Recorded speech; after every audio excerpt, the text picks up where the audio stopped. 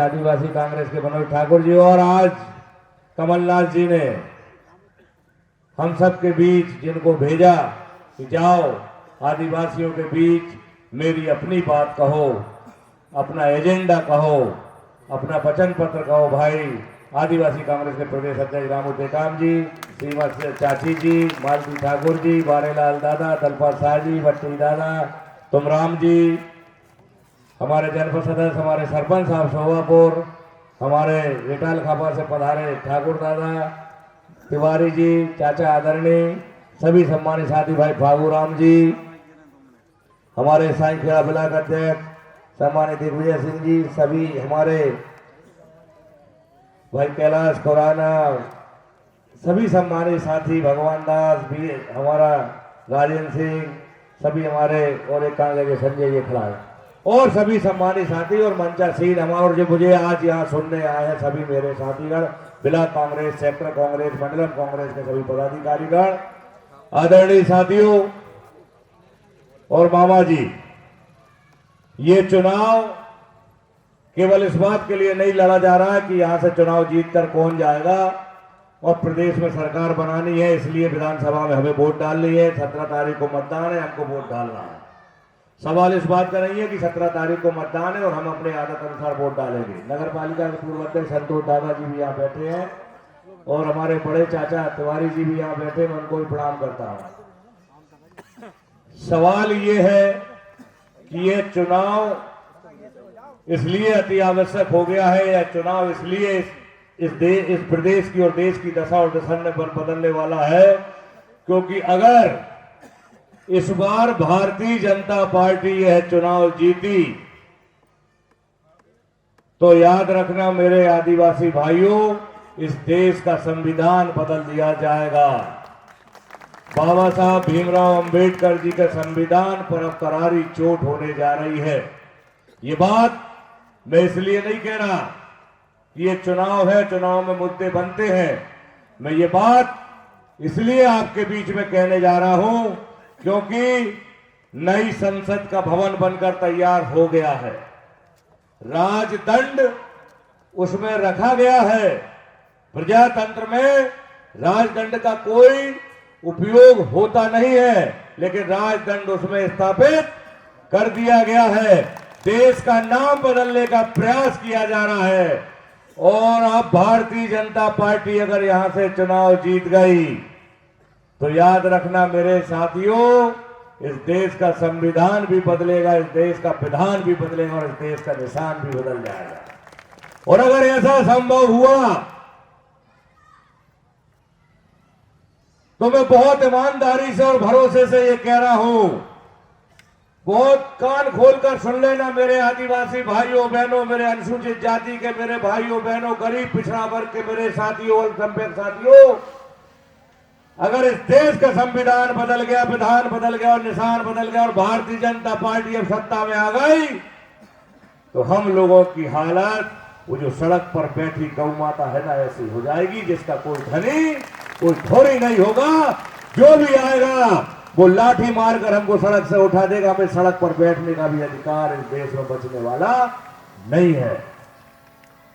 और आने वाली नस्लों के लिए, आपकी आने वाली नस्लें इस बात को कहेंगे कि हमारे बुजुर्गों ने जरा से लोभ, जरा से लालच में एक ऐसे राजनीतिक दल के लिए वोट दे दिया जो बाबा भीमराव अंबेडकर जी के संविधान में विश्वास नहीं करता था। लोभ लालच में आकर हमने गलत जगह वोट। इनके एक संस्थापक नेता ने यह कहा था कि मैं ऐसी आजादी को लात मारता हूं जिसमें पिछड़ा और दलित आदिवासी को समानता का अधिकार मिलता हो, समानता के बैठने का अधिकार मिले। मैं ऐसी आजादी से गुलाम रहना पसंद करता हूं। ये ऐसी विचारधारा की पार्टी है, ये ऐसी भारतीय जनता पार्टी है। सवाल इस बात का नहीं है कि पुष्पराज पटेल यहां से चुनाव जीतकर विधायक बनेगा कि नहीं बनेगा। सवाल इस बात का भी नहीं है कि कमलनाथ जी के नेतृत्व में सर कांग्रेस चुनाव जीतेगी और कमलनाथ जी मुख्यमंत्री बनेंगे कि नहीं बनेंगे। सवाल इस बात का भी नहीं है कि राहुल गांधी इस देश के प्रधानमंत्री बनेंगे कि नहीं बनेंगे। सवाल इस बात का भी नहीं है कि कांग्रेस का इस चुनाव के बाद होगा क्या। लेकिन सवाल इस बात का है कि इस चुनाव के बाद अनुसूचित जाति, जनजाति, गरीब, पिछड़ा वर्ग और अल्पसंख्यक लोगों की आने वाली नस्लों का क्या होगा।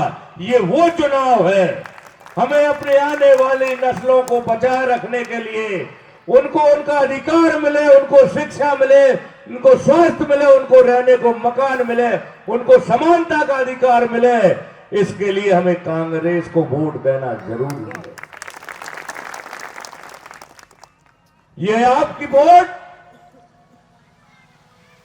आने वाले समय में इस प्रदेश की दिशा और दशा बदलने वाली है। मैं तो ये कहता हूं कि अब की चोट करारी है और अब आदिवासी की अब की चोट करारी है,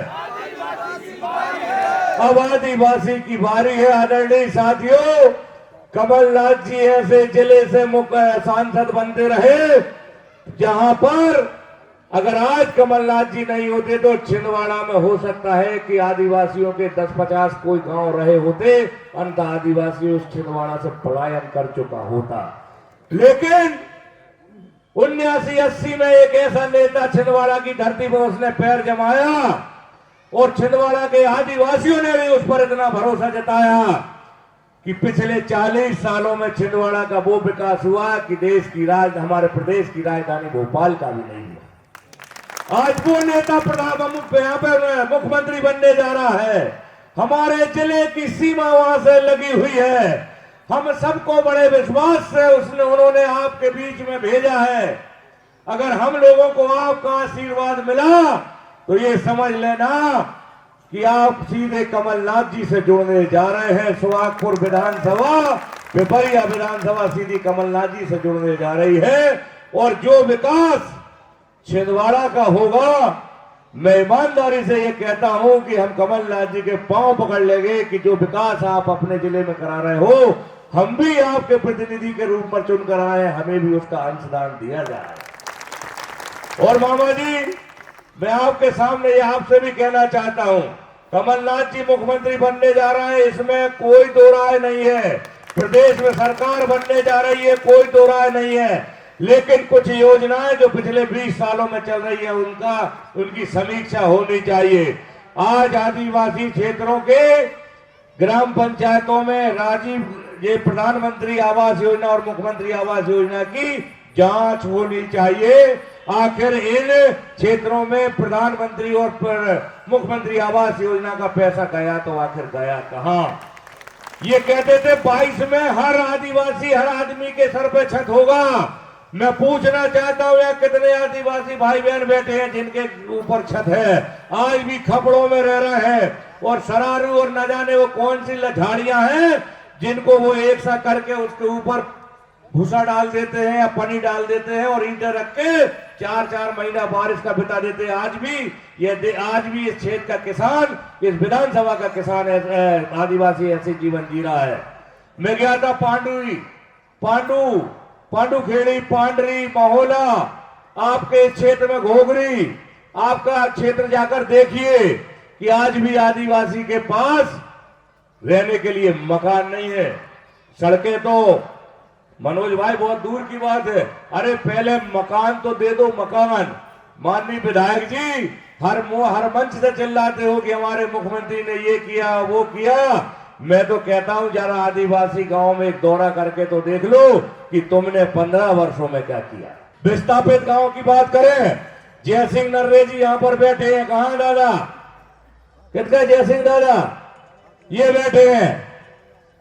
भाई बारसकर कहां है, शिवलाल किधर हो, वो बैठे हो। 2018 में मामा जी इन्होंने वोट नहीं डाली। इतने बजे का वक्त था, मैं आप लोगों के बीच गया था, 100-200 लोग बैठे थे, इनके घर बैठे थे बूथ के बाहर। हम कहा भाई क्यों वोट नहीं डाल रहे। सतपाल पलिया जी चुनाव लड़ रहे थे, तो इन्होंने कहा कि हमारे पास पट्टे नहीं है जमीनों के, इसलिए हम वोट नहीं डाल रहे। जब तक समय निकल चुका था, मैंने आपसे वादा किया था, जयसिंह दादा बताओ कि अगर सरकार कांग्रेस की बनी तो मैं 1 महीने के अंदर या 2 महीने के अंदर आपको पट्टे दिला के रहूंगा। मैं वादा करके जा रहा हूं। सरकार आदरणीय मामा जी कांग्रेस की बनी और कलेक्टर सक्सेना जी जब आए, हमने जयसिंह दादा को और वो शिवलाल बैठा है, इनके साथियों को बुलाया। संतोष दादा नगर पालिका अध्यक्ष थे, नगर पालिका में हमने बुलाकर इनका पूरा रिकॉर्ड दिखवाया, पूरा रिकॉर्ड सिस्टमेटिक जमवाया। और एक दिन जयसिंह नर्रे जी का फोन आता है, अरे यार के तू वजह वो पट्टी देने वाले आए हैं। दादा तुम्हारा फोन आया था नहीं? तो कांग्रेस जो कहती है वो करती है।